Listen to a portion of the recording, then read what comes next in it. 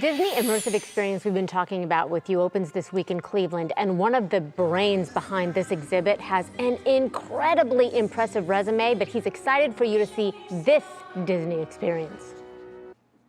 David Korins is an Emmy winner and the creative director behind stage designs for 25 Broadway shows, including Hamilton. Also, the Academy Awards and the Heisman Trophy presentation. And he's collaborated with Mariah Carey, Lady Gaga, and Andrea Bocelli, among others. Yeah, now you get to see his work right here in Cleveland because Korins is the creative director for immersive Disney, and he's just excited to see what you think. There is nothing really quite like this. Taking the conversation that probably millions and millions of people have had over the years with their kids, oh God, what would it be to live in the world of the Lion King? We get to show you what it would feel like. David Korins says the entire Disney immersive experience is like Alice in Wonderland, and you're Alice going down the rabbit hole. You're in one world, you get to go through this portal into another world, and then you get to be immersed inside this 360-degree film. David told me he hopes this experience starts conversations, because one thing about Disney is it's multi-generational. Everyone remembers how they felt watching a Disney movie. I grew up on Disney movies. My kids have grown up on Disney movies. And what's so interesting is the conversation starters that this experience has created. The music and the characters' journeys are so moving that it's impossible not to get swept up in the story and get swept up in the similarities of the journeys between the characters and also what we go through as human beings. Even though he created this experience, one of his favorite elements of it is the animator's desk. Think of Walt Disney hunched over it with nothing but a pencil and paper.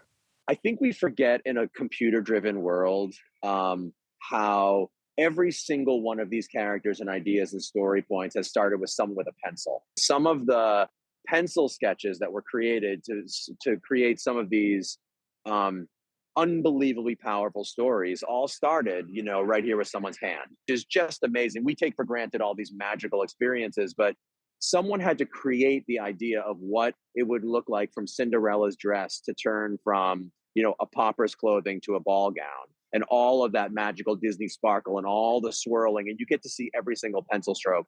And he really loves taking you into the lights of Tangled. You really are immersed inside of a sea of floating, glowing lanterns, and it's breathtaking. As creative director of 25 Broadway plays, the Academy Awards, the Heisman Trophy Awards, and so many other things, this one is true magic for him. I am extraordinarily blown away that Disney has put their trust in me to help make this thing.